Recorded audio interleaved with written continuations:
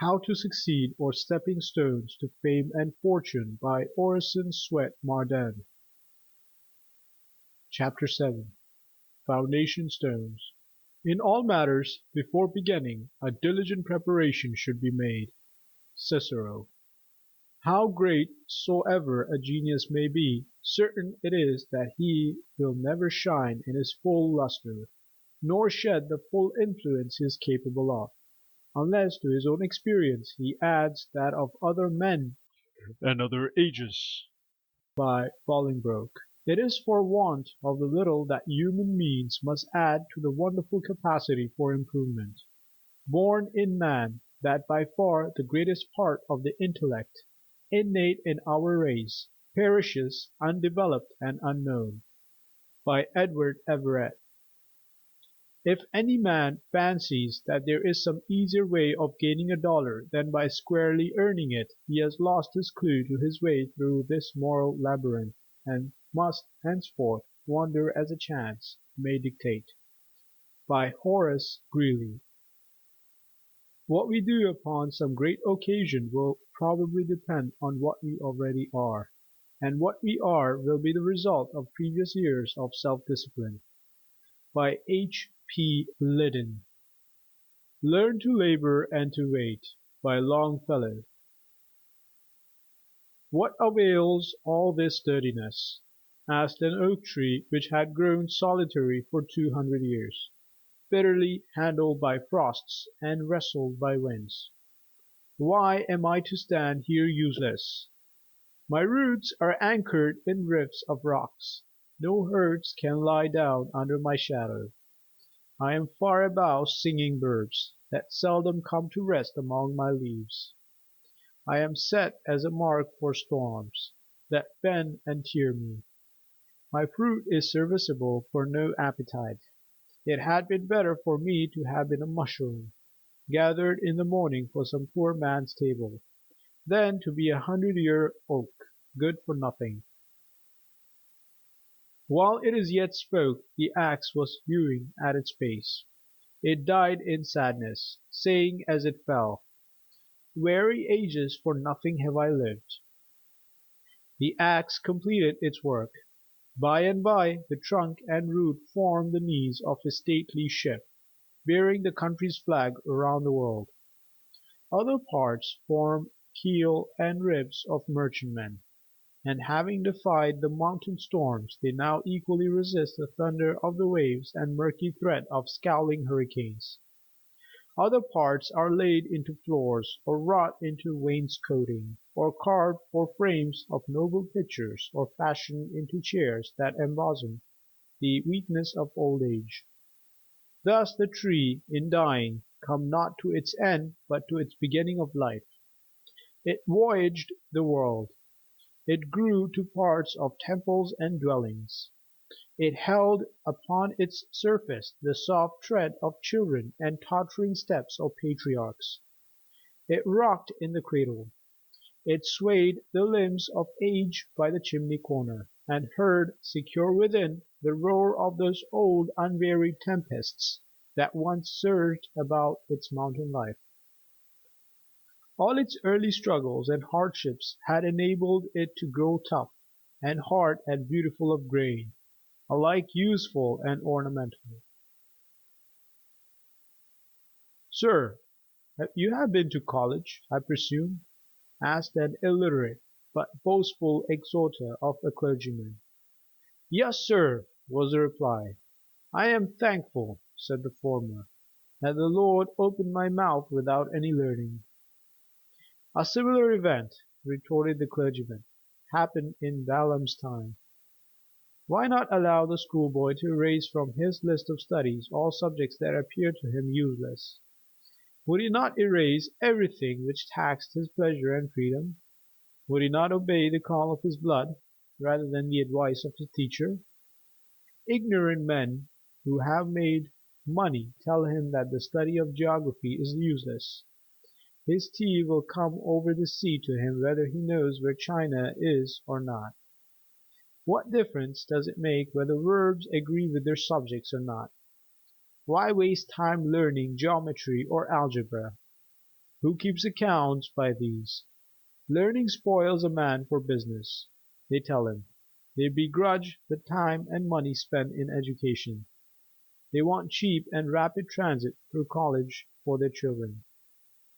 Veneer will answer every practical purpose for them. Instead of solid mahogany, or even paint and pine will do. It is said that the editors of the Dictionary of American Biography who diligently searched the records of living and dead Americans, found 15,142 names worthy of a place in their 6 volumes of Annals of Successful Men, and 5,326, or more than one-third of them, were college-educated men.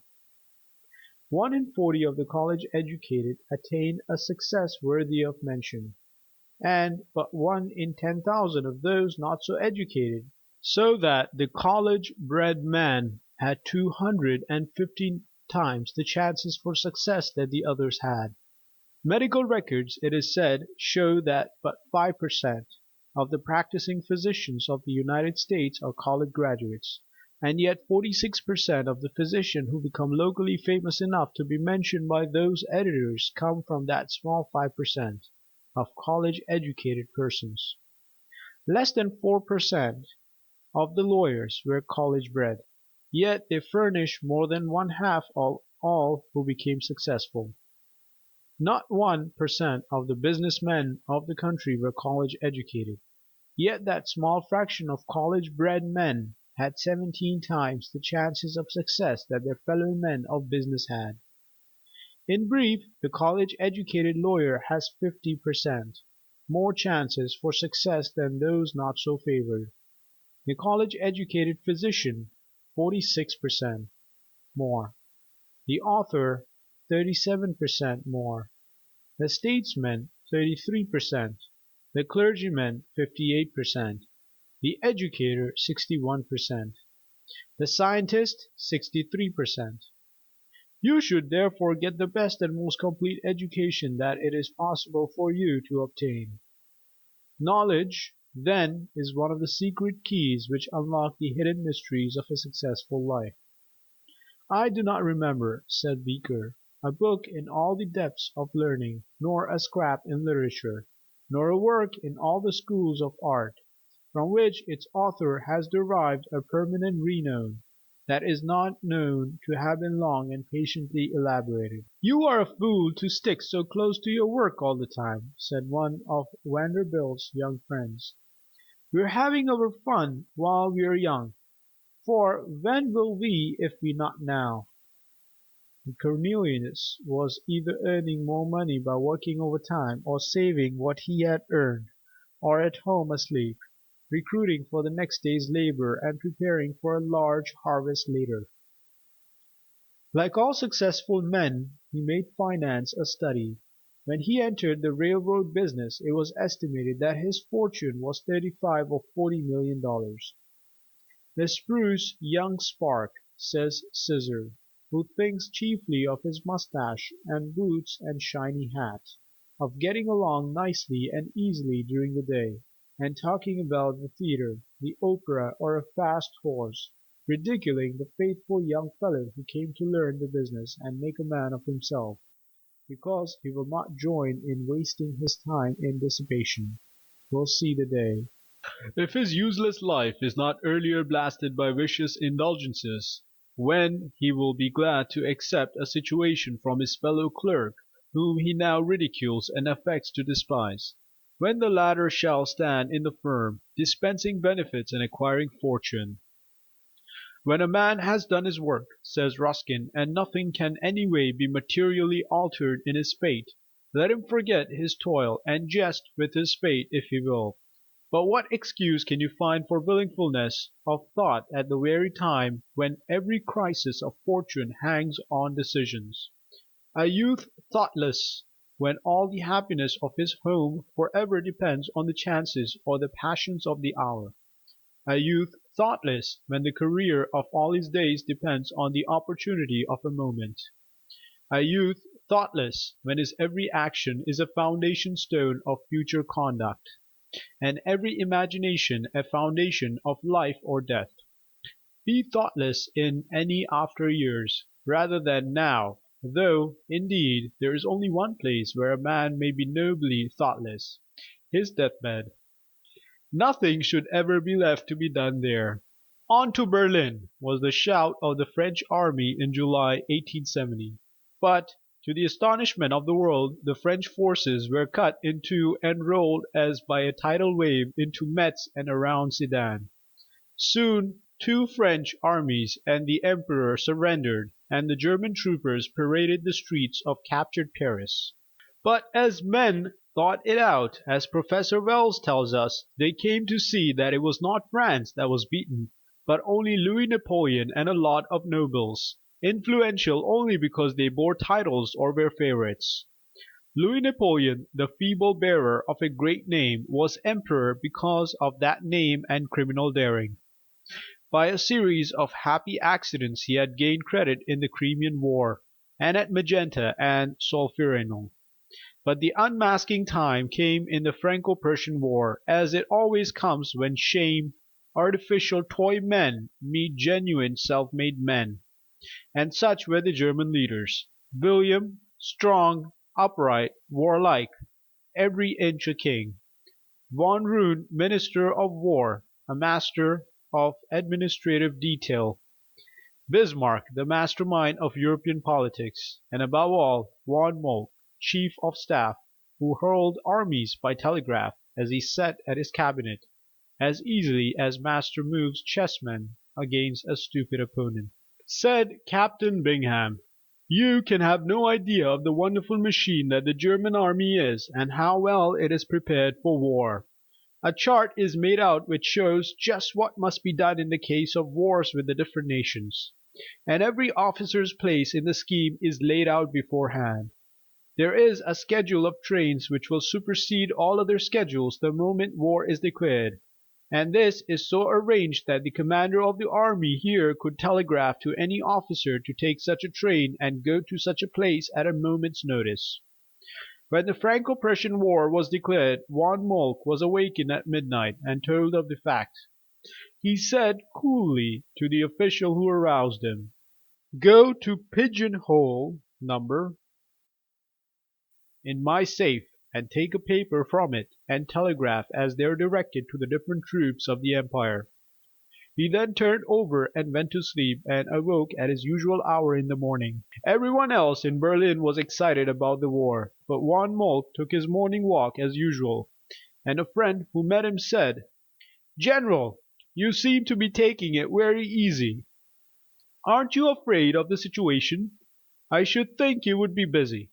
"Ah," replied Von Moltke, "all of my work for this time has been done long beforehand, and everything that can be done now has been done."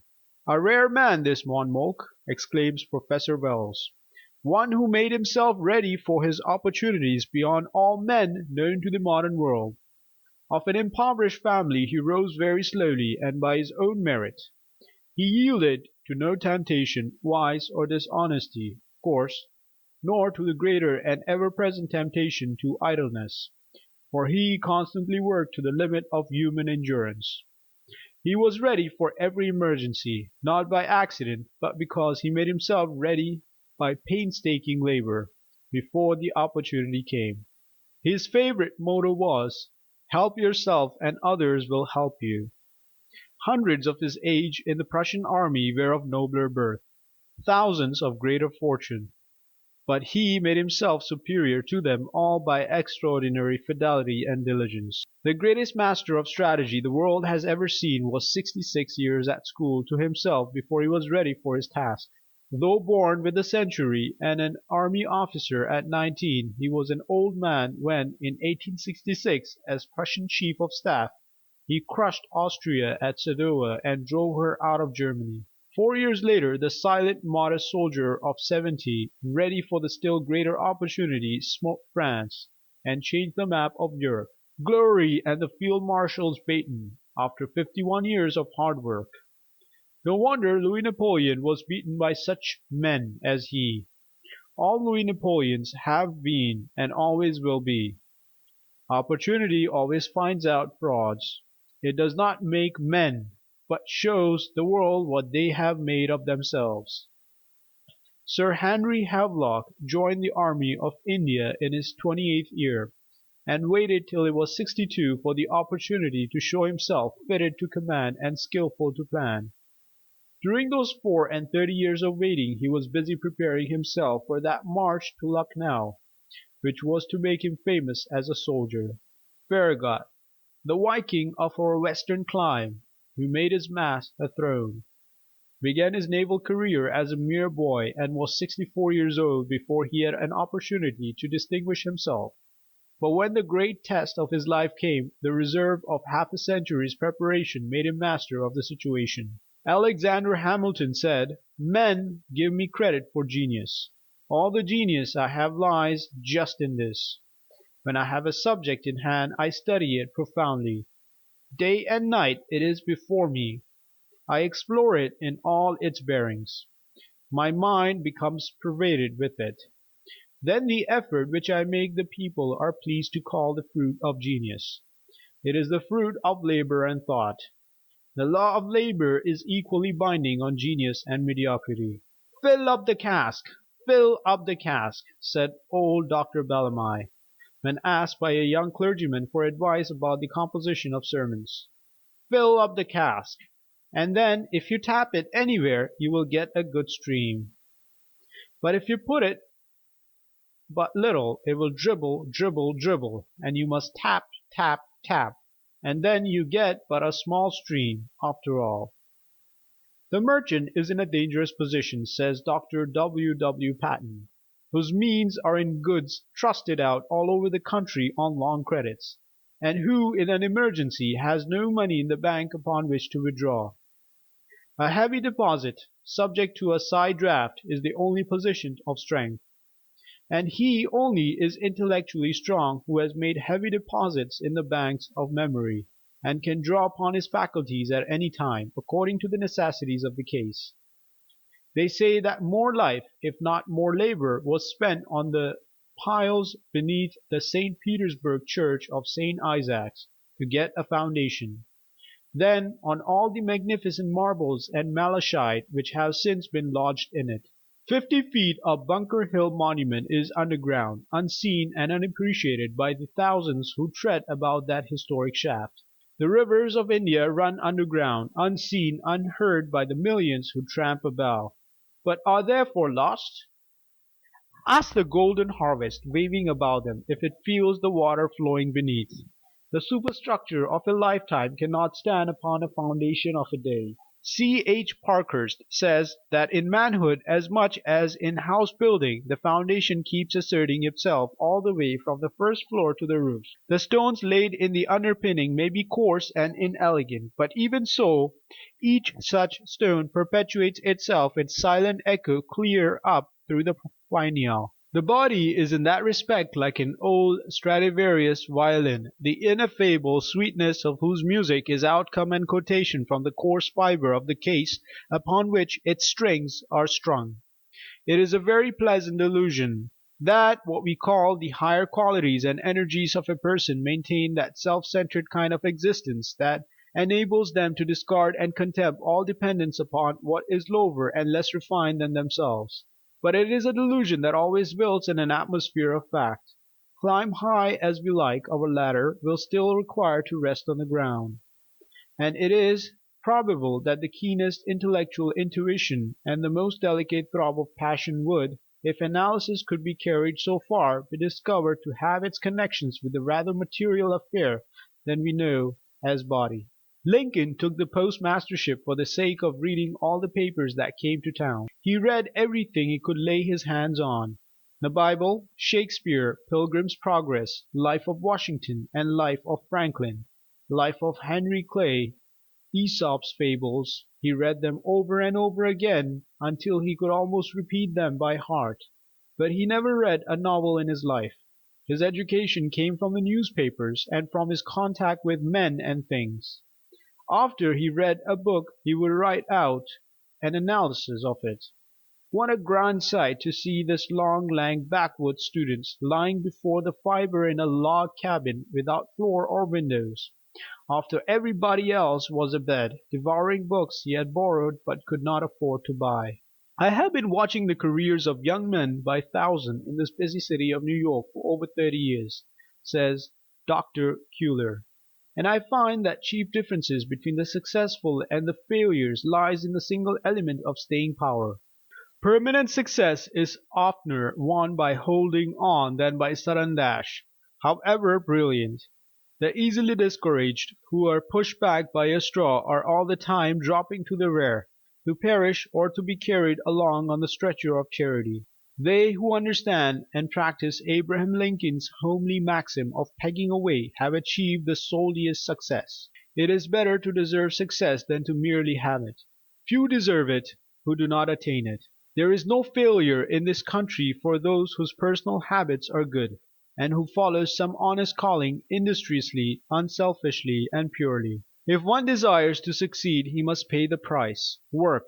No matter how weak a power may be, rational use will make it stronger. No matter how awkward your movements may be, how obtuse your senses, or how crude your thought, or how unregulated your desires, you may by patient discipline acquire, slowly indeed, but with the infallible certainty, grace and freedom of action, clearness and acuteness of perception, strength and precision of thought and moderation of desire. It would go very far to destroy the absurd and pernicious association of genius and idleness, to show that the greatest poets, orators, statesmen, and historians, men of the most imposing and brilliant talents, have actually labored as hard as the makers of dictionaries and arrangers of indexes. And the most obvious reason why they have been superior to other men is that they have taken more pains. Even the great genius, Lord Bacon, left large quantities of material entitled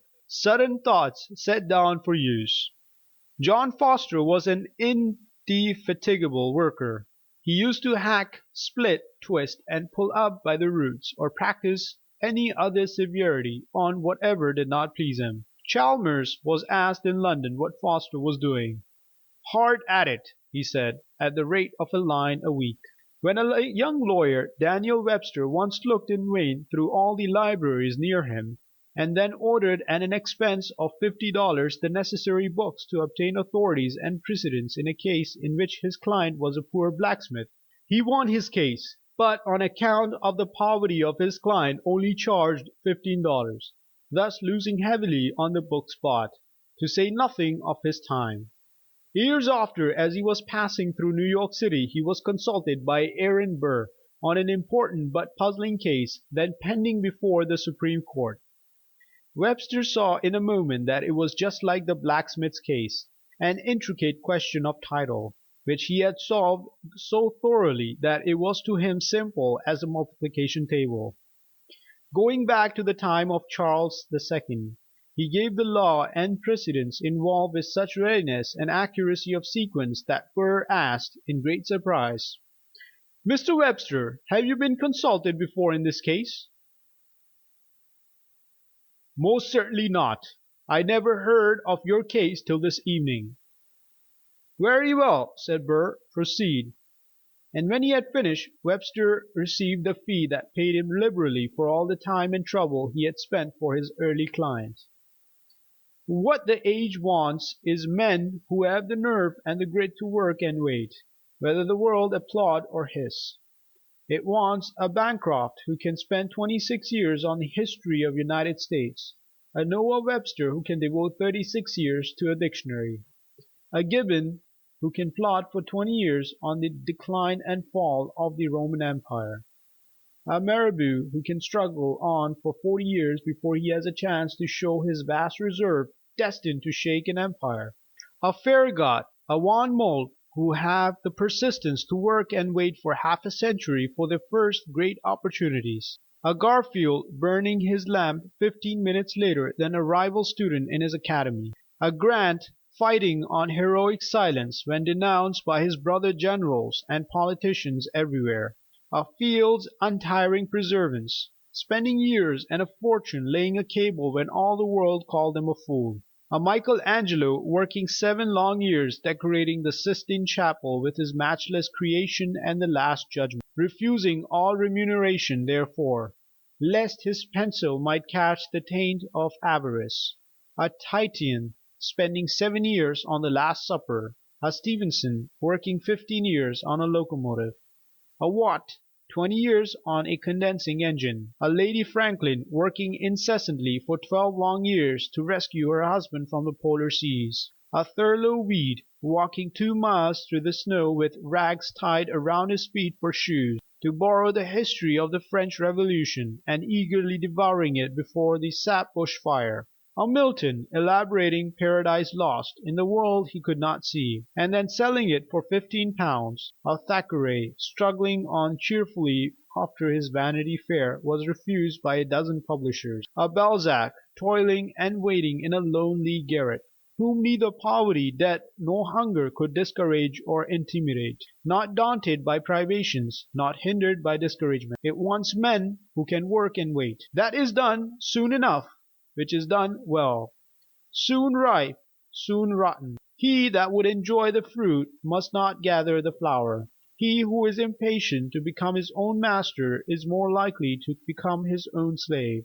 Better believe yourself a dunce and work away than a genius and be idle. 1 year of trained thinking is worth more than a whole college course of mental absorption of vast series of undigested facts. Facility with which the world swallows up the ordinary college graduate who thought he was going to dazzle mankind should bid you pause and reflect. But just as certainly as man was created not to crawl on all fours in the depths of primeval forests, but to develop his mental and moral faculties, just so certainly he needs education, and only by means of it will he become what he ought to become, man in the highest sense of the word. Ignorance is not simply the negation of knowledge, it is the misdirection of the mind. One step in knowledge, says Bulwer, is one step from sin; one step from sin is one step nearer to heaven. End of chapter 7.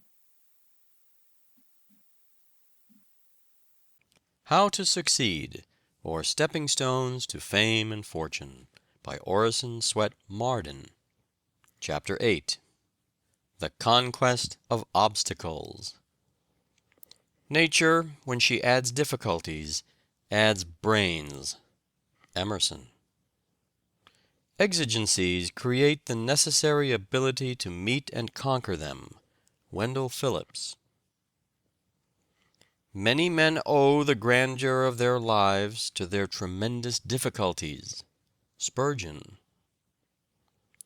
The rugged metal of the mind must burn before its surface shine. Byron. When a man looks through a tear in his own eye, that is a lens which opens reaches in the unknown and reveals orbs no telescope could do. Beecher. No man ever worked his way in a dead calm. John Neal. Kites rise against, not with, the wind. Then welcome each rebuff that turns earth's smoothness rough, each sting that bids nor sit nor stand, but go. Browning. What a fine profession ours would be if there were no gibbets, said one of 2 highwaymen who chanced to pass a gallows. Tut, tut, ye blockhead, replied the other, gibbets are the making of us, for if there were no gibbets, everyone would be a highwayman. Just so with every art, trade, or pursuit. It is the difficulties that scare and keep out unworthy competitors. Life, says a philosopher, refuses to be so adjusted as to eliminate from it all strife and conflict and pain. There are 1,000 tasks that, in larger interests than ours, must be done, whether we want them or no. The world refuses to walk upon tiptoe so that we may be able to sleep. It gets up very early and stays up very late. And all the while there is the conflict of myriads of hammers and saws and axes with the stubborn material that in no other way can be made to serve its use and do its work for man.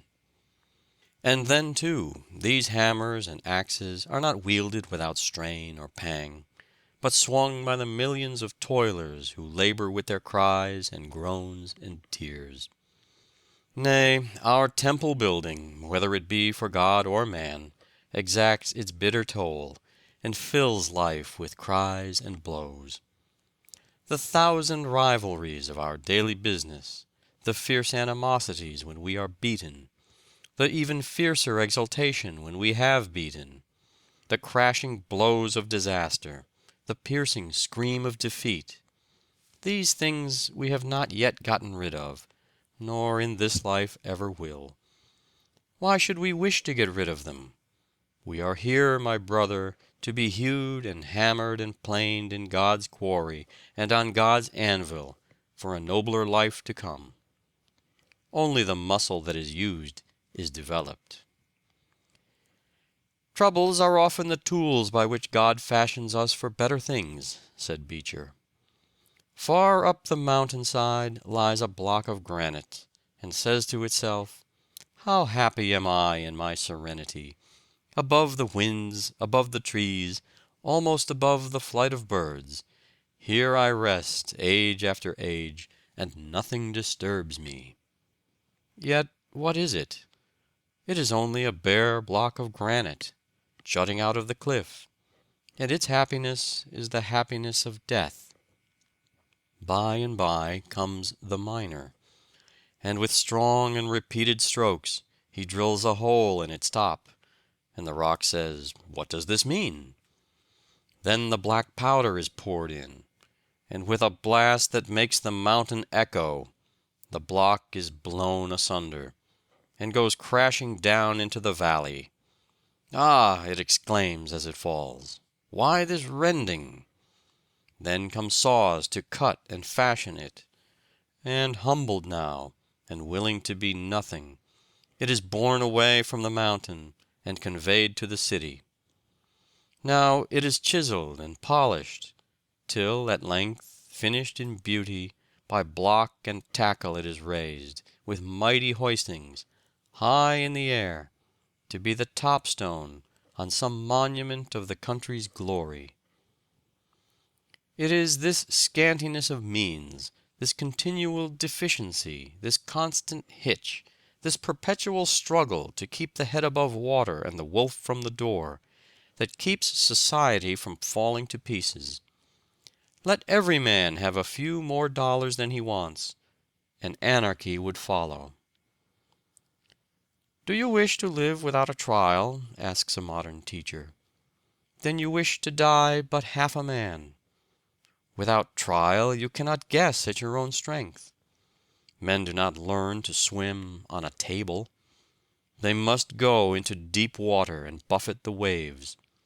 Hardship is the native soil of manhood and self-reliance. Trials are rough teachers, but rugged schoolmasters make rugged pupils. A man who goes through life prosperous, and comes to his grave without a wrinkle, is not half a man. Difficulties are God's errands, and when we are sent upon them, we should esteem it a proof of God's confidence. We should reach after the highest good." Suddenly, with much jarring and jolting, an electric car came to a standstill just in front of a heavy truck that was headed in an opposite direction. The huge truck wheels were sliding uselessly round on the car tracks that were wet and slippery from rain. All the urging of the teamster and the straining of the horses were in vain, until the motorman quietly tossed a shovelful of sand on the track under the heavy wheels, and then the truck lumbered on its way. "Friction is a very good thing," remarked a passenger. There is a beautiful tale of Scandinavian mythology. A hero, under the promise of becoming a demigod, is bidden in the celestial halls to perform 3 test acts of prowess. He is to drain the drinking horn of Thor. Then he must run a race with a courser so fleet that he fairly spurns the ground under his flying footsteps. Then he must wrestle with a toothless old woman, whose sinewy hands, as wiry as eagle claws in the grapple, make his very flesh to quiver. He is victorious in them all. But as the crown of success is placed upon his temples, he discovers for the first time that he has had for his antagonist the three greatest forces of nature. He raced with thought, he wrestled with old age, he drank the sea. Nature, like the God of nature, wrestles with us as a friend, not an enemy, wanting us to gain the victory, and wrestles with us that we may understand and enjoy her best blessings. Every greatest and highest earthly good has come to us unfolded and enriched by this terrible wrestling with nature. A curious society still exists in Paris, composed of dramatic authors who meet once a month and dine together. Their number has no fixed limit, only every member to be eligible must have been hissed. An eminent dramatist is selected for chairman and holds the post for 3 months. His election generally follows close upon a splendid failure. Some of the world-famous ones have enjoyed this honor.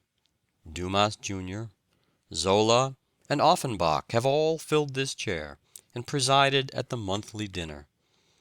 These dinners are given on the last Friday of the month and are said to be extraordinarily hilarious. "I do believe God wanted a grand poem of that man," said George MacDonald of Milton, "and so blinded him that he might be able to write it." "Returned with thanks," has made many an author. Failure often leads a man to success by arousing his latent energy, by firing a dormant purpose, by awakening powers which were sleeping. Men of metal turn disappointments into helps, as the oyster turns into pearls the sand which annoys it. Let the adverse breath of criticism be to you only what the blast of the storm wind is to the eagle, a force against him that lifts him higher. "I do not see," says Emerson, "how any man can afford, for the sake of his nerves and his nap, to spare any action in which he can partake. It is pearls and rubies to his discourse. Drudgery, calamity, exasperation, want are instructors in eloquence and wisdom. The true scholar grudges every opportunity of action passed by as a loss of power." "Adversity is a severe instructor," says Edmund Burke, "set over us by one who knows us better than we do ourselves, as he loves us better too. He that wrestles with us strengthens our nerves and sharpens our skill. Our antagonist is our helper. This conflict with difficulty makes us acquainted with our object, and compels us to consider it in all its relations. It will not suffer us to be superficial." Strong characters, like the palm tree, seem to thrive best when most abused. Men who have stood up bravely under great misfortune for years are often unable to bear prosperity. Their good fortune takes the spring out of their energy, as the torrid zone enervates races accustomed to a vigorous climate. Some people never come to themselves until baffled, rebuffed, thwarted, defeated, crushed in the opinion of those around them. Trials unlock their virtues. Defeat is the threshold of their victory. Every man who makes a fortune has been more than once a bankrupt, if the truth were known, says Albion Tourget. Grant's failure as a subaltern made him commander-in-chief, and for myself, my failure to accomplish what I set out to do led me to what I never had aspired to. "What is defeat?" asked Wendell Phillips. "Nothing but education. and a life's disaster may become the landmark from which there has begun a new era, a broader life for man. To make his way at the bar, said an eminent jurist, a young man must live like a hermit and work like a horse. There is nothing that does a young lawyer so much good as to be half starved. We are the victors of our opponents. They have developed in us the very power by which we overcome them. Without their opposition, we could never have braced and anchored and fortified ourselves, as the oak is braced and anchored for its 1,000 battles with the tempests. Our trials, our sorrows, and our griefs develop us in a similar way. Obstacles, says Mitchell, are great incentives. I lived for whole years upon Virgil and found myself well off. Poverty, Horace tells us, drove him to poetry. Nothing more unmans a man than to take away from him the spur of necessity which urges him onward and upward to the goal of his ambition. Man is naturally lazy, and wealth induces indolence.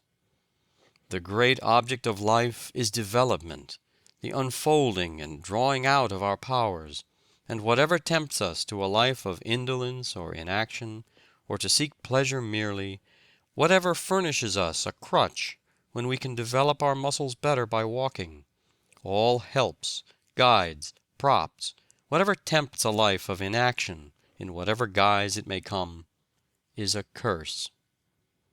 I always pity the boy or girl with inherited wealth, for the temptation to hide their talents in a napkin, undeveloped, is very, very great. It is not natural for them to walk when they can ride, to go alone when they can be helped. Quentin Matsys was a blacksmith at Antwerp. When in his 20th year, he wished to marry the daughter of a painter. The father refused his consent. "Wert thou a painter," said he, "she should be thine, but a blacksmith, never." "I will be a painter," said the young man. He applied his new art with so much perseverance that in a short time he produced pictures which gave a promise of the highest excellence. He gained for his reward the fair hand for which he sighed, and rose ere long to a high rank in his profession. Take 2 acorns from the same tree, as nearly alike as possible. Plant one on a hill by itself, and the other in a dense forest, and watch them grow. The oak standing alone is exposed to every storm. Its roots reach out in every direction, clutching the rocks and piercing deep into the earth. Every rootlet lends itself to steady the growing giant, as if in anticipation of fierce conflict with the elements. Sometimes its upward growth seems checked for years, but all the while it has been expending its energy in pushing a root against a large rock to gain a firmer anchorage. Then it shoots proudly aloft again, prepared to defy the hurricane. The gales which sport so rudely with its wide branches find more than their match, and only serve still further to toughen the very minutest fiber from pith to bark. The acorn planted in the deep forest shoots up a weak, slender sapling. Shielded by its neighbors, it feels no need of spreading its roots far and wide for support. Take 2 boys, as nearly alike as possible. Place one in the country away from the hothouse culture and refinements of the city, with only the district school, the Sunday school, and a few books. Remove wealth and props of every kind, and if he has the right kind of material in him, he will thrive. Every obstacle overcome lends him strength for the next conflict. If he falls, he rises with more determination than before. Like a rubber ball, the harder the obstacle he meets, the higher he rebounds. Obstacles and opposition are but apparatus of the gymnasium in which the fibers of his manhood are developed. He compels respect and recognition from those who have ridiculed his poverty. Put the other boy in a Vanderbilt family. Give him French and German nurses. Gratify every wish. Place him under the tutelage of great masters and send him to Harvard. Give him thousands a year for spending money, and let him travel extensively. The two meet. The city lad is ashamed of his country brother.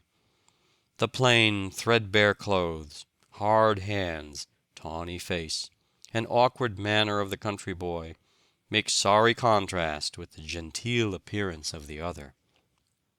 The poor boy bemoans his hard lot, regrets that he has, quote, "no chance in life," unquote, and envies the city youth.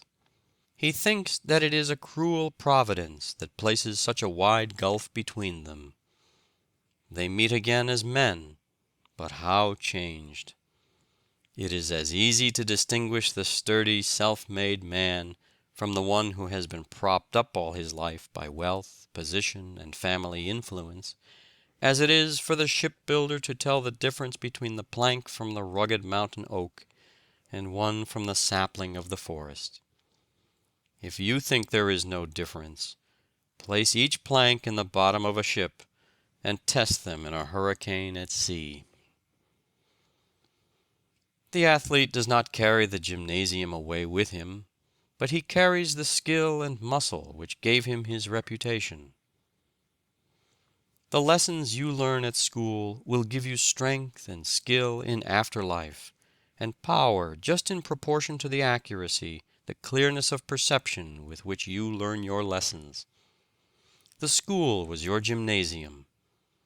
You do not carry away the Greek and Latin textbooks, the geometry and algebra into your occupations any more than the athlete carries the apparatus of the gymnasium. But you carry away the skill and the power if you have been painstaking, accurate, and faithful. It is in me, and it shall come out. And it did. For Richard Brinsley Sheridan became the most brilliant, eloquent, and amazing statesman of his day. Yet if his first efforts had been but moderately successful, he might have been content with mere mediocrity. It was his defeats that nerved him to strive for eminence and win it. But it took hard, persistent work in his case to secure it, just as it did in that of so many others. Byron was stung into a determination to go to the top by a scathing criticism of his first book, Hours of Idleness, published when he was but 19 years of age. Macaulay said, "There is scarce an instance in history of so sudden a rise to so dizzy an eminence as Byron reached. In a few years he stood by the side of such men as Scott, Southey, and Campbell. Many an orator like Stuttering Jack Curran, or Orator Mum, as he was once called, has been spurred into eloquence by ridicule and abuse. Where the sky is gray and the climate unkindly, where the soil yields nothing save to the diligent hand, and life itself cannot be supported without incessant toil, man has reached his highest range of physical and intellectual development. The most beautiful and the strongest animals, as a rule, have come from the same narrow belt of latitude which has produced the heroes of the world. The most beautiful, as well as the strongest characters, are not developed in warm climates, where a man finds his bread ready-made on trees, and where exertion is a great effort, but rather in a trying climate and on a stubborn soil. It is no chance that returns to the Hindu ryot a penny, and to the American laborer $1 for his daily toil, that makes Mexico with her mineral wealth poor, and New England with its granite and ice rich. It is rugged necessity, it is the struggle to obtain, It is poverty, the priceless spur that develops the stamina of manhood, and calls the race out of barbarism. Labor found the world a wilderness and has made it a garden. The law of adaptation by which conditions affect an organism is simple and well known. It is that which calluses the palm of the oarsman, strengthens the waist of the wrestler, fits the back to its burden.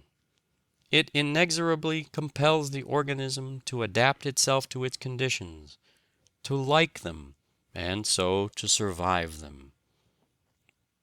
As soon as young eagles can fly, the old birds tumble them out, and tear the down and feathers from their nest. The rude and rough experience of the eaglet fits him to become the bold king of birds, fierce and expert in pursuing his prey. Benjamin Franklin ran away, and George Law was turned out of doors. Thrown upon their own resources, they early acquired the energy and skill to overcome difficulties. Boys who are bound out, crowded out, kicked out, usually turn out, while those who do not have these disadvantages frequently fail to come out. From an aimless, idle, and useless brain, emergencies often call out powers and virtues before unknown and unsuspected. How often we see a young man develop astounding ability and energy after the death of a parent or the loss of a fortune, or after some other calamity has knocked the props and crutches from under him. The prison has roused the slumbering fire in many a noble mind. Robinson Crusoe was written in prison. The Pilgrim's Progress appeared in Bedford Jail. The Life and Times of Baxter, Eliot's Monarchia of Man, and Penn's No Cross, No Crown were written by prisoners. Sir Walter Raleigh wrote the history of the world during his imprisonment of 13 years. Luther translated the Bible while confined in the castle of Wartburg. For 20 years Dante worked in exile, and even under sentence of death. His works were burned in public after his death, but genius will not burn. Adversity exasperates fools, dejects cowards, draws out the faculties of the wise and industrious, puts the modest to the necessity of trying their skill, awes the opulent, and makes the idle industrious. Neither do uninterrupted success and prosperity qualify men for usefulness and happiness. The storms of adversity, like those of the ocean, rouse the faculties, and excite the invention, prudence, skill, and fortitude of the voyager. The martyrs of ancient times, in bracing their minds to outward calamities, acquired a loftiness of purpose and a moral heroism worth a lifetime of softness and security. A man upon whom continuous sunshine falls is like the earth in August. He becomes parched and dry and hard and close-grained.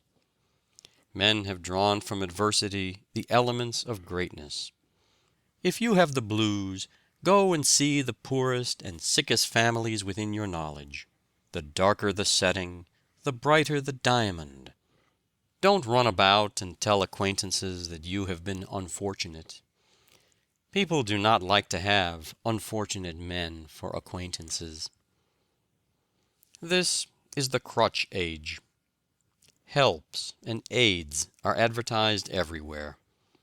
We have institutes, colleges, universities, teachers, books, libraries, newspapers, magazines. Our thinking is done for us. Our problems are all worked out in explanations and keys. Our boys are too often tutored through college with very little study. Short roads and abridged methods are characteristic of the century. Ingenious methods are used everywhere to get the drudgery out of the college course. Newspapers give us our politics, and preachers our religion. Self-help and self-reliance are getting old-fashioned.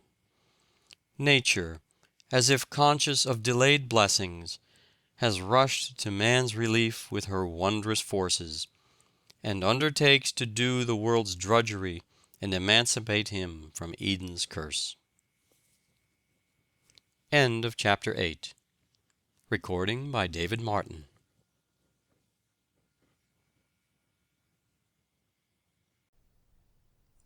How to Succeed, or Stepping Stones to Fame and Fortune, by Orison Swett Marden.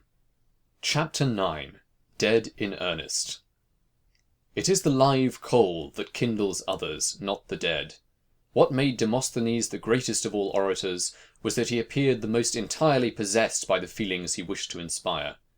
The effect produced by Charles Fox, who, by exaggerations of party spirit, was often compared to Demosthenes, seems to have arisen wholly from this earnestness, which made up for want of almost every grace, both of manner and style. Anonymous. 12 poor men taken out of boats and creeks, without any help of learning, should conquer the world to the cross. Stephen Carnock. For his heart was in his work, and the heart giveth grace unto every art. Longfellow. He did it with all his heart, and prospered. 2 Chronicles. The only conclusive evidence of a man's sincerity is that he gives himself for a principle. Words, money, all things else, are comparatively easy to give away. But when a man makes a gift of his daily life and practice, it is plain that the truth, whatever it may be, has taken possession of him. Lowell. The emotions, says Whipple, may all be included in the single word enthusiasm, or that impulsive force which liberates the mental power from the ice of timidity, as spring loosens the streams from the grasp of winter, and sends them forth in a rejoicing rush. The mind of youth, when impelled by this original strength and enthusiasm of nature, is keen, eager, inquisitive, intense, audacious, rapidly assimilating facts into faculties, and knowledge into power, and, above all, teeming with that joyous fullness of creative life which radiates thoughts as inspiration, and magnetizes as well as informs. Columbus, my hero, exclaims Carlyle, royalist sea-king of all, it is no friendly environment this of thine, in the waste deep waters. Around thee, mutinous discouraged souls, behind thee, disgrace and ruin, before thee, the unpenetrated veil of night. Brother, these wild water mountains, bounding from their deep bases, 10 miles deep, I am told, are not there on thy behalf. Meseems they have other work than floating thee forward, and the huge winds that sweep from Ursa Major to the tropics and equator, dancing their giant waltz through the kingdoms of chaos and immensity, they care little about filling rightly or filling wrongly the small shoulder of mutton sails in this cockle skiff of thine. Thou art not among articulate speaking friends, my brother, thou art among immeasurable dumb monsters, tumbling, howling wide as the world here. Secret, far off, invisible to all hearts but thine, there lies a help in them. See how thou wilt get at that. Patiently thou wilt wait till the mad sou'wester spend itself, saving thyself by dexterous science of defence the while. Valiantly, with swift decision, thou wilt strike in where the favouring east wind, the possible, springs up. Mutiny of men thou wilt sternly repress. Weakness, despondency, thou wilt cheerily encourage. Thou wilt swallow down complaint, unreason, weariness, weakness of others and thyself. How much wilt thou swallow down? And there shall be a depth of silence in thee, deeper than this sea, which is but 10 miles deep. A silence unsoundable, known to God only. Thou shalt be a great man. Yes, my world soldier, thou of the world marine service, thou wilt have to be greater than this tumultuous unmeasured world here round thee is. Thou, in thy strong soul, as with a wrestler's arms, shall embrace it, harness it down, and make it bear thee on, to new Americas, or whither God wills. With what concentration of purpose did Washington put the whole weight of his character into the scales of our cause in the Revolution? With what earnest singleness of aim did Lincoln, in the cabinet, Grant, in the field, throw his whole soul into the contest of our Civil War? The power of Phillips Brooke, at which men wondered, lay in his tremendous earnestness. No matter what your work is, says Emerson, let it be yours. No matter if you are a tinker or preacher, blacksmith or president, let what you are doing be organic. Let it be in your bones, and you open the door by which the affluence of heaven and earth shall stream into you. Again, he says, God will not have his works made manifest by cowards. A man is relieved and gay when he has put his heart into his work and done his best. But what he has said or done otherwise shall give him no peace. It is a deliverance which does not deliver. In the attempt, his genius deserts him, no muse befriends, no invention, no hope. I do not know how it is with others when speaking on an important question, said Henry Clay, but on such occasions I seem to be unconscious of the external world. Wholly engrossed by the subject before me, I lose all sense of personal identity, of time, or of surrounding objects. I have been so busy for 20 years trying to save the souls of other people, said Livingstone, that I had forgotten that I had one of my own until a savage auditor asked me if I felt the influence of the religion I was advocating. Well, I've worked hard enough for it, said Malibran when a critic expressed his admiration of her D in alt, reached by running up 3 octaves from low D. I've been chasing it for a month. I pursued it everywhere, when I was dressing, when I was doing my hair, and at last I found it on the toe of a shoe that I was putting on. People smile at the enthusiasm of youth, said Charles Kingsley, that enthusiasm which they secretly look back at with a sigh, perhaps unconscious that it is partly their own fault that they ever lost it. Should I die this minute, said Nelson at an important crisis, want of frigates would be found written on my heart. Said Dr. Arnold, the celebrated instructor, I feel more and more the need of intercourse with men who take life in earnest. It is painful to me to be always on the surface of things. Not that I wish for much of what is called religious conversation. That is often apt to be on the surface. But I want a sign which one catches by a sort of masonry, that a man knows what he is about in life. When I find this, it opens my heart with as fresh a sympathy as when I was 20 years younger. Archimedes, the greatest geometer of antiquity, was consulted by the king in regard to a gold crown suspected of being fraudulently alloyed with silver. While considering the best method of detecting any fraud, he plunged into a full bathing tub, and, with the thought that the water that overflowed must be equal in weight to his body, he discovered the method of obtaining the bulk of the crown compared with an equally heavy mass of pure gold. Excited by the discovery, he ran through the streets undressed, crying, I have found it! Equally celebrated is his remark, Give me where to stand, and I will move the world. His only remark to the Roman soldier who entered his room while engaged in geometrical study was, Don't step on my circle. Refusing to follow the soldier to Marcellus, who had captured the city, he was killed on the spot. He is said to have remarked, My head, but not my circle. Every great and commanding moment in the annals of the world, says Emerson, is the triumph of some enthusiasm. The victories of the Arabs after Mahomet, who in a few years, from a small and mean beginning, established a larger empire than that of Rome, is an example. They did they knew not what. The naked Derar, horsed on an idea, was found an overmatch for a troop of cavalry. The women fought like men, and conquered the Roman men. They were miserably equipped, miserably fed. They were temperance troops. There was neither brandy nor flesh needed to feed them. They conquered Asia and Africa and Spain on barley. Caliph Omar's walking stick struck more terror into those who saw it than another man's sword. Horace Vernet's enthusiasm and devotion to one idea of his life knew no bounds.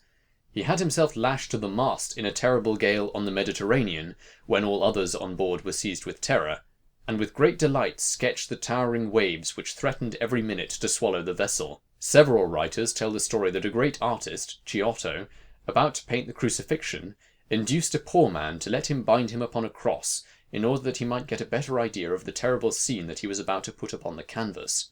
He promised faithfully that he would release his model in an hour, but, to the latter's horror, the painter seized a dagger and plunged it into his heart, and while the blood was streaming from the ghastly wound, painted his death agony. Beecher was a very dull boy, and the last member of the family of whom anything was expected. He had a weak memory and disliked study. He shunned society and wanted to go to sea. Even when he went to college, many of his classmates stood ahead of him who have fallen into oblivion. But when he was converted, his whole life changed. He was full of enthusiasm, hopefulness, and zeal. Nothing was too menial for him to undertake to carry his purpose.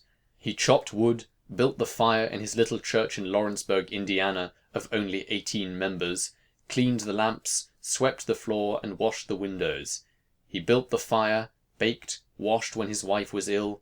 The pent-up enthusiasm of his ambitious life burst the barriers of his inhospitable surroundings until he blossomed out into America's greatest pulpit orator. When Handel was a little boy, he bought a clavichord, hid it in the attic, and went there at night to play upon it, muffling the strings with small pieces of fine woolen cloth, so that the sound should not waken the family. Michelangelo neglected school to copy drawings which he dared not carry home. Murillo filled the margin of his schoolbook with drawings. Dryden read Polybius before he was 10 years old. Lebrun, when a boy, drew with a piece of charcoal on the walls of the house. Pope wrote excellent verses at 14. Blaise Pascal, the French mathematician, composed at 16 a tract on the conic sections. Professor Agassiz was so enthusiastic in his work, and so loved the fishes, the fowl, and the cattle, that it is said these creatures would die for him to give them their skeletons. His father wanted him to fit for commercial life, but the fish haunted him day and night. Confucius said that he was so eager in the pursuit of knowledge that he forgot his food, and that in the joys of its attainment he forgot his sorrows, and that he did not even perceive that old age was coming on. The boy that tries to make himself useful, said an employer of the errand boy, George W. Childs. It is this trying to be useful and helpful that promotes us in life. Once when Mr. Harvey, an accomplished mathematician, was in a bookseller's shop, he saw a poor lad of mean appearance enter and write something on a slip of paper and give it to the proprietor. On inquiry, he found this was a poor deaf boy, Kitto, who afterwards became one of the most noted biblical scholars in the world, and who wrote his first book in the poorhouse. He had come to borrow a book. When a lad, he had fallen backwards from a ladder 35 feet upon the pavement, with a load of slates he was carrying to the roof. The poor lad was so thirsty for books that he would borrow from booksellers who would loan them to him out of pity, read them, and return them. The Youth's Companion says that Mr. Edison, in his new biography, his Life and Inventions, describes the accidental method by which he discovered the principle of the phonograph. There is a kind of accident that happens only to a certain kind of man. I was singing to the mouthpiece of a telephone, Mr. Edison says, when the vibrations of the voice sent the fine steel point into my finger. That set me to thinking. If I could record the actions of the point, and send the point over the same surface afterward, I saw no reason why the thing would not talk. I tried the experiment first on a slip of telegraph paper, and found that the point made an alphabet. I shouted the words, "Halloo, halloo," into the mouthpiece, ran the paper back over the steel point, and heard a faint "halloo, halloo" in return. I determined to make a machine that would work accurately, and gave my assistants instructions, telling them what I had discovered. They laughed at me. That's the whole story. The phonograph is the result of the pricking of a finger. It is one thing to hit upon an idea, however, and another thing to carry it out to perfection. The machine would talk, but like many young children, it had difficulty with certain sounds, in the present case with aspirants and sibilants. Mr. Edison's biographers say, but the statement is somewhat exaggerated, he has frequently spent from 15 to 20 hours daily, for 6 or 7 months on a stretch, dinning the word spezia, for example, into the stubborn surface of the wax. "Spezia!" roared the inventor. "Petzia!" lisped the phonograph in tones of ladylike reserve, and so on through the thousands of graded repetitions till the desired results were obtained. The primary education of the phonograph was comical in the extreme. To hear those grave and reverend signors rich in scientific honours, patiently reiterating, "Mary had a little lamb, lamb, lamb," and elaborating that point with anxious gravity, was to receive a practical demonstration of the eternal unfitness of things. Milton, when blind, old, and poor, showed a royal cheerfulness, and never bated one jot of heart or hope, but steered right onward. Dickens's characters seemed to possess him, and haunt him day and night until properly portrayed in his stories. At a time when it was considered dangerous to society in Europe for the common people to read books and listen to lectures on any but religious subjects, Charles Knight determined to enlighten the masses by cheap literature. He believed that a paper could be instructive and not be dull, cheap without being wicked. He started the Penny Magazine, which acquired a circulation of 200,000 the first year. Knight projected the Penny Cyclopedia, the library of entertaining knowledge, half-hours with the best authors, and other useful books at a low price. His whole adult life was spent in the work of elevating the common people by cheap yet wholesome publications. He died in poverty, but grateful people have erected a noble monument over his ashes. Demosthenes roused the torpid spirits of his countrymen to a vigorous effort to preserve their independence against the designs of an ambitious and artful prince, and Philip had just reason to say he was more afraid of that man than of all the fleets and armies of the Athenians. Horace Greeley was a hampered genius who never had a chance to show himself until he started the Tribune, into which he poured his whole individuality, life, and soul. Emerson lost the first years of his life trying to be someone else. He finally came to himself and said, "If a single man plant himself indomitably on his instincts, and there abide, the whole world will come round to him in the end. Though we travel the world over to find the beautiful, we must carry it with us, or we find it not. The man that stands by himself, the universe stands by him also." Take Michelangelo's course, to confide in oneself and be something of worth and value. None of us will ever accomplish anything excellent or commanding, except when he listens to this whisper, which is heard by him alone. Many unknown writers would make fame and fortune if, like Bunyan and Milton and Dickens and George Eliot and Scott and Emerson, they would write down their own lives in their manuscripts, if they would write about things they have seen, that they have felt, that they have known. It is the life thoughts that stir and convince, that move and persuade, that carry their very iron particles into the blood. The real heaven has never been outdone by the ideal. Neither poverty nor misfortune could keep Linnaeus from his botany. The English and Austrian armies called Napoleon the 100,000 man. His presence was considered equal to that force in battle. The lesson he teaches is that which vigour always teaches, that there is always room for it. To what heap of cowardly doubts is not that man's life an answer? End of chapter 9. Dead in Earnest. Recording by Lucas Balding.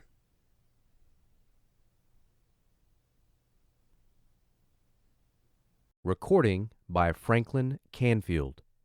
How to Succeed, or Stepping Stones to Fame and Fortune, by Orison Swett Marden. Chapter 10. To be great, concentrate. Let everyone ascertain his special business and calling, and stick to it. Franklin. He who follows two hares is sure to catch neither. None sends his arrow to the mark in view, whose hand is feeble or his aim untrue. Cowper. He who wishes to fulfill his mission must be a man of one idea, that is, of one great overmastering purpose, overshadowing all of his aims and guiding and controlling his entire life. Bate. The shortest way to do anything is to do only one thing at a time. Cecil. The power of concentration is one of the most valuable of intellectual attainments. Horace Mann. The power of a man increases steadily by continuance in one direction. Emerson. Careful attention to one thing often proves superior to genius and art. Cicero. It puffed like a locomotive, said a boy of the donkey engine. It whistled like the steam cars, but it didn't go anywhere. The world is full of donkey engines, of people who can whistle and puff and pull, but they don't go anywhere. They have no definite aim, no controlling purpose. The great secret of Napoleon's power lay in his marvelous ability to concentrate his forces upon a single point. After finding the weak place in the enemy's ranks, he would mass his men and hurl them upon the enemy like an avalanche until he made a breach. What a lesson of the power of concentration there is in that man's life! He was such a master of himself that he could concentrate his powers upon the smallest detail as well as upon an empire. When Napoleon had anything to say, he always went straight to his mark. He had a purpose in everything he did. There was no dilly-dallying nor shilly-shallying. He knew what he wanted to say and said it. It was the same with all of his plans. What he wanted to do, he did. He always hit the bullseye. His great success in war was due largely to his definiteness of aim. He knew what he wanted to do and did it. He was like a great burning glass, concentrating the rays of the sun upon a single spot. He burned a hole wherever he went.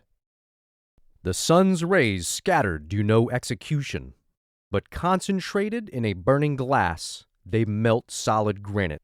Yes, a diamond even. There are plenty of men who have ability enough.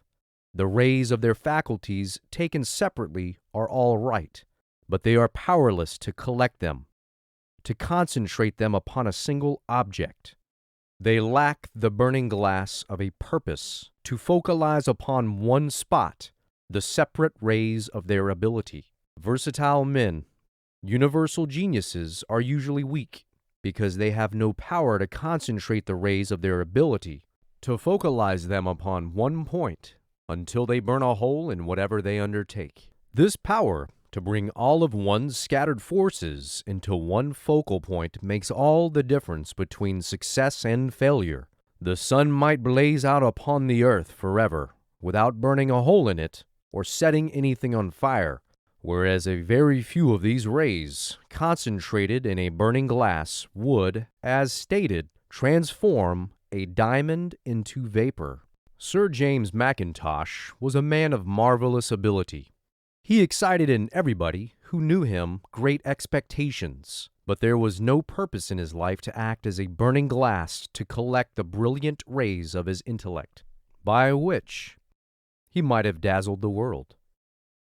Most men have ability enough, if they could only focalize it into one grand, central, all-absorbing purpose to accomplish great things. To encourage me in my efforts to cultivate the power of attention, said a friend of John C. Calhoun, he stated that to his end he had early subjected his mind to such a rigid course of discipline and had persisted without faltering until he had acquired a perfect control over it, that he could now confine it to any subject as long as he pleased, without wandering even for a moment, that it was his uniform habit, when he set out alone to walk or ride, to select a subject for reflection, and that he never suffered his attention to wander from it until he was satisfied with its examination. "My friend laughs at me because I have but one idea," said a learned American chemist, "but I have learned that if I wish ever to make a breach in a wall, I must play my guns continually upon one point." "It is his will that has made him what he is," said an intimate friend of Philip D. Armour, the Chicago millionaire. "He fixes his eye on something ahead, and no matter what rises upon the right or the left, he never sees it. He goes straight in pursuit of the object ahead and overtakes it at last. He never gives up what he undertakes." While Horace Greeley would devote a column of the New York Tribune to an article, Thurlow Weed would treat the same subject in a few words in the Albany Evening Journal, and put the argument into such shape as to carry far more conviction. "If you would be pungent," says Southey, "be brief, for it is with words as with sunbeams. The more they are condensed, the deeper they burn." "The only valuable kind of study," said Sidney Smith, "is to read so heartily that dinner time comes 2 hours before you expected it. To sit with your Livy before you and hear the geese cackling that saved the Capitol. and to see with your own eyes the Carthaginian settlers gathering up the rings of the Roman knights after the battle of Cannae, and heaping them into bushels, and to be so intimately present at the actions you are reading of, that when anybody knocks at the door, it will take you 2 or 3 seconds to determine whether you are in your own study or on the plains of Lombardy, looking at Hannibal's weather-beaten face and admiring the splendor of his single eye. Never study on speculation, says Waters. All such study is vain. Form a plan, have an object, then work for it. Learn all you can about it, and you will be sure to succeed. What I mean by studying on speculation is that aimless learning of things because they may be useful someday, which is like the conduct of the woman who bought at auction a brass doorplate with the name of Thompson on it, thinking it might be useful someday. I resolved when I began to read law, said Edward Sugden, afterward Lord St. Leonard, to make everything I acquired perfectly my own, and never go on to a second reading till I had entirely accomplished the first. Many of the competitors read as much in a day as I did in a week, but at the end of 12 months my knowledge was as fresh as on the day it was acquired, while theirs had glided away from their recollection. Very often, says Sidney Smith, the modern precept of education is, be ignorant of nothing. But my advice is, have the courage to be ignorant of a great number of things, so that you may avoid the calamity of being ignorant of all things. Lord, help me to take fewer things into my hands, and to do them well, is a prayer recommended by Paxton Hood to an overworked man. Many persons, seeing me so much engaged in active life, said Edward Bulwer Lytton, and as much about the world as if I had never been a student, have said to me, when do you get time to write all of your books? How on earth do you contrive to do so much work? I shall surprise you by the answer I made. The answer is this: I contrive to do so much work by never doing too much at a time. A man to get through work well must not overwork himself, or if he do too much today, the reaction of fatigue will come, and he will be obliged to do little tomorrow. Now, since I began really and earnestly to study, which was not till I had left college, and was actually in the world, I may perhaps say that I have gone through as large a course of general reading as most men of my time. I have traveled much, and I have seen much. I have mixed much in politics, and in the various businesses of life. And, in addition to all of this, I have published somewhere about 60 volumes, some upon subjects requiring much special research. And what time do you think, as a general rule, I have devoted to study, to reading, and writing? Not more than 3 hours a day. And when Parliament is sitting, not always that. But then, during these 3 hours, I have given my whole attention to what I was about. The things that are crowded out of a life are the test of that life, not what we would like, but what we long for and strive for with all our might we attain. One great cause of failure of young men in business, says Carnegie, is lack of concentration. They are prone to seek outside investments. The cause of many a surprising failure lies in so doing. Every dollar of capital and credit, every business thought, should be concentrated upon the one business upon which a man has embarked. He should never scatter his shot. It is a poor business which would not yield better returns for increased capital than any outside investment. No man or set of men or corporation can manage a businessman's capital as well as he can manage it himself. The rule, do not put all your eggs in one basket, does not apply to a man's life work. Put all your eggs in one basket and then watch that basket is the true doctrine, the most valuable rule of all. A man must not only desire to be right, said Beecher, he must be right. You may say, I wish to send this ball so as to kill the lion crouching yonder, ready to spring upon me. My wishes are all right, and I hope Providence will direct the ball. Providence won't. You must do it, and if you do not, you are a dead man. The ruling idea of Milton's life and the key to his mental history is his resolve to produce a great poem. Not that the aspiration in itself is singular, for it is probably shared in by every poet in his turn, as every clever schoolboy is destined by himself or his friends to become Lord Chancellor, and every private in the French army carries in his haversack the baton of a marshal. So it is a necessary ingredient of the dream of Parnassus that it should embody itself in a form of surpassing brilliance. What distinguishes Milton from the crowd of youthful literary aspirants, Audu Jovanta, is his consistency of resolve. He not only nourished through manhood the dream of youth, keeping under the importunate instincts which carry off most ambitions in middle life into the pursuit of place, profit, honor, the thorns which spring up and smother the wheat, but carried out his dream in its integrity in old age. He formed himself for this achievement and no other. Study at home, travel abroad, the arena of political controversy, the public service, the practice of the domestic virtues were so many parts of the schooling which was to make a poet. Bismarck adopted it as the aim of his public life, to snatch Germany from the Austrian oppression, and to gather round Prussia in a North German confederation, all the states whose tone of thought, religion, manners, and interest were in harmony with those of Prussia. To attain this end, he once said in conversation, I would brave all dangers, exile, the scaffold itself. What matter if they hang me, provided the rope with which I am hung binds this new Germany firmly to the Prussian throne. It is related of Greeley that when he was writing his American Conflict, he found it necessary to conceal himself somewhere to prevent constant interruptions.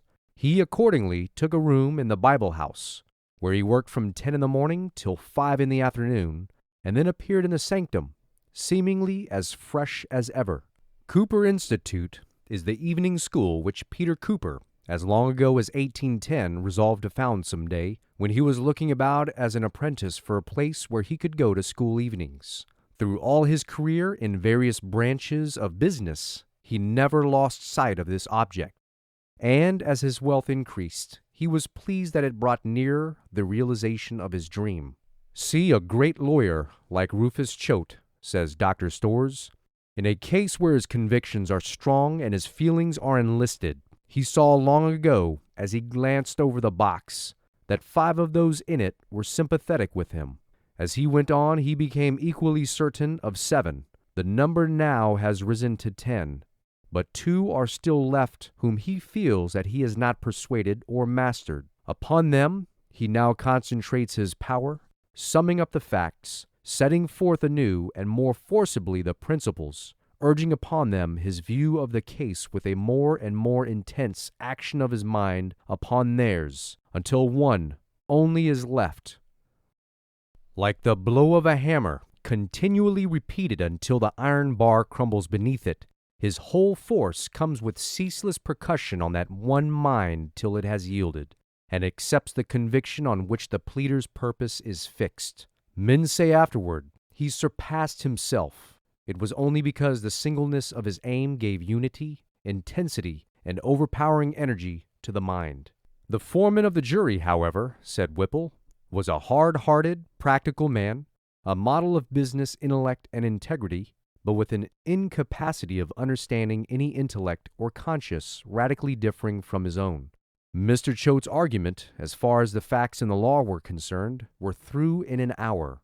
Still, he went on speaking.